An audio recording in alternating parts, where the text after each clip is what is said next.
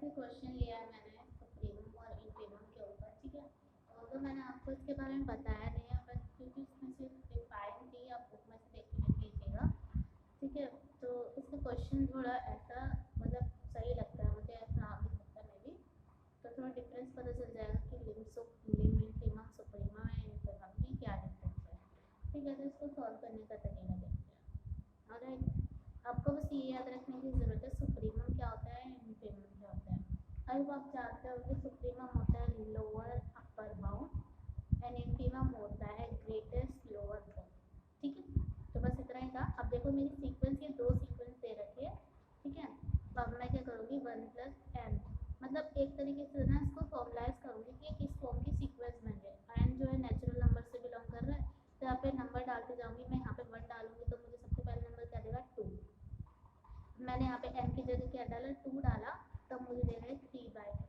अब मैंने जब n की जगह 3 डाला तब मुझे देगा ये 4/3 एंड सो ऑन। ऐसी मेरी सीक्वेंस बन रही है। अब मैं दूसरी सीक्वेंस की बात करूँ, -1/n की, ठीक है। अब मैं यहाँ पे 1 डालूंगी तो मुझे -1 दे रहा है, 2 डालूंगी तो -1/2 दे रहा है, 3 डालूंगी तो -1/3 दे रहा है एंड सो ऑन। ऐसी मुझे सीक्वेंस दे रखी है।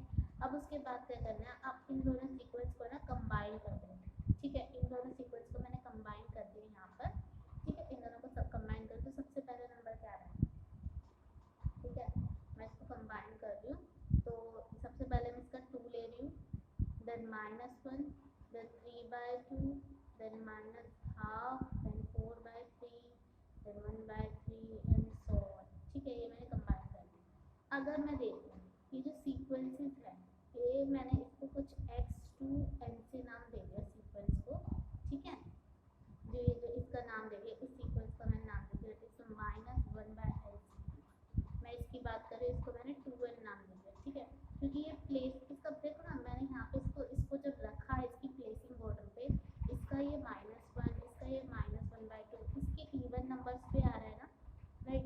ऐसे ही मैंने जो पहला वाला जो नंबर है 2, वो मेरी इस सीक्वेंस से उठकर आया था, उसको मैंने 2n-1, मतलब कि जो 2n वाली सीक्वेंस है -1 माइनस था, उससे एक पहले वाली सीक्वेंस जो कि मेरी इससे उठकर आ रही है, तो मैंने इसको जस्ट एक नाम दे दिया है ताकि मैं बता पाऊँ कि x2n वाली सीक्वेंस है कौन सी।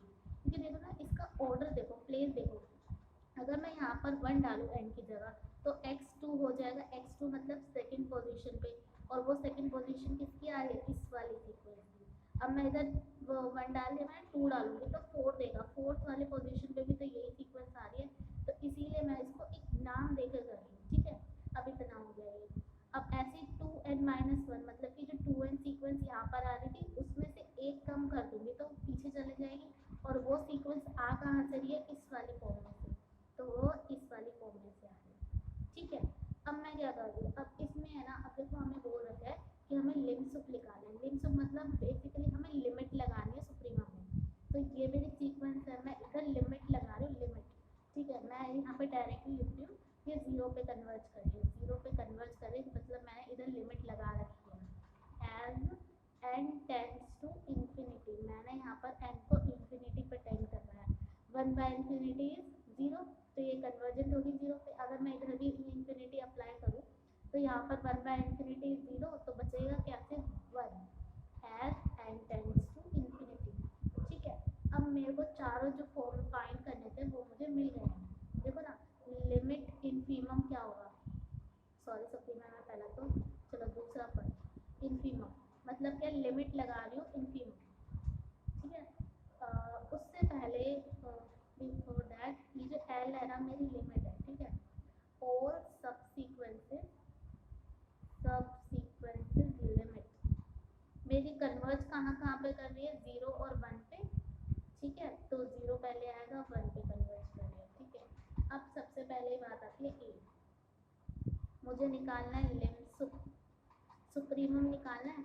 मतलब क्या है, ये जो मेरी लिमिट आए ना वो लोअर है, ये लोअर है, ये अपर है, ठीक है। अब मतलब मुझे लिमिट निकालनी है, तो मतलब मैंने लिमिट लगा के ही तो ये वैल्यूज आई है मेरी, और उसकी जो वैल्यू सबसे बड़ी वाली होगी वही मेरा सुप्रीमम होगा। बड़ी वैल्यू मुझे कौन सी दे रही है, 1, तो मेरा ये लिम सुप हो गया। बी, अब आ जाएगा लिम इनफीमम, छोटी वैल्यू मुझे कौन सी दे रही है, लिमिट लगाकर 0, ठीक है। अब सी, ये इससे ना आपको डिफरेंस पता चल चल जाएगा लिम सुप एंड सुप्रीमम एंड इन्फीमम। अब सुप्रीमम क्या है? सुप्रीमम होता है सबसे बड़ा वाला नंबर, ठीक है। अब देखो हमारे पास दो दो सीक्वेंस थी, तो उसका जो कंबाइंड फॉर्म में आई ना वो वाली सीक्वेंस हमें उठानी है, ठीक है। तो मुझे सुप्रीमम क्या मिलेगा? सुप्रीमम होता है मैक्सिमम, अपर बाउंड होना चाहिए वो। तो मतलब क्या, मैं मैक्सिमम लूंगी किसका? इस पहली वाली सीक्वेंस का मैक्सिमम लूंगी। इस पहली वाली सीक्वेंस का मैक्सिमम नंबर क्या है? देखो ना, अगर आप देखो यहाँ पे 2 आ रहा है, फिर 3/2 मतलब कि 1 पॉइंट समथिंग आ रहा है, फिर 4/3 अगेन 1 पॉइंट समथिंग आ रहा है। तो इस पूरी सीक्वेंस से सबसे बड़ा नंबर कौन सा है? 2 है, ठीक है। तो इसका मुझे सुप्रीमम 2 मिला, ठीक है। अब दूसरी वाली सीक्वेंस में देखो -1 है, फिर -1/2 है, देन -1/3 है, ठीक है। तो ये नंबर जो है ना, एक तरीके से देखो सबसे छोटा नंबर यही है, सॉरी सबसे बड़ा नंबर, बड़ा नहीं छोटा, नेगेटिव में जाते हैं तो वो छोटा होता है। ये मेरा सबसे छोटा नंबर है, ठीक है। फिर उससे भी छोटा, उससे बड़ा ये है, ये मेरा सबसे छोटा नंबर है, सबसे छोटा, क्योंकि नेगेटिव में ना ये सबसे छोटा नंबर है। फिर ये उससे बड़ा है, फिर मुझे उससे भी और बड़ी वैल्यू मिली है क्योंकि वो उससे भी छोटी है, राइट। तो मैंने करते करते करते कहाँ पर एंड होगा? आप ज़्यादा से ज़्यादा यहाँ पर इन्फिनिटी रख सकते हो। अगर मैंने इधर इन्फिनिटी रखी तो मुझे लास्ट में आंसर 0 मिल जाए, तो मेरी ये वैल्यू कहीं ना कहीं 0 पर ही एंड होगी। तो आपका इसका जो सुप्रीमम होगा ना वो कहीं ना कहीं 0 ही होगा। तो ये मेरा सुप्रीमम हो गया। और इन दोनों में मैक्सिमम कौन सा है? सुप्रीमम के लिए मैक्सिमम चाहिए होता है ना, इन दो, क्योंकि मेरे पास दो सीक्वेंस थी, इन दोनों का मैक्सिमम कौन सी वैल्यू है? मेरी 2 है, 2 है।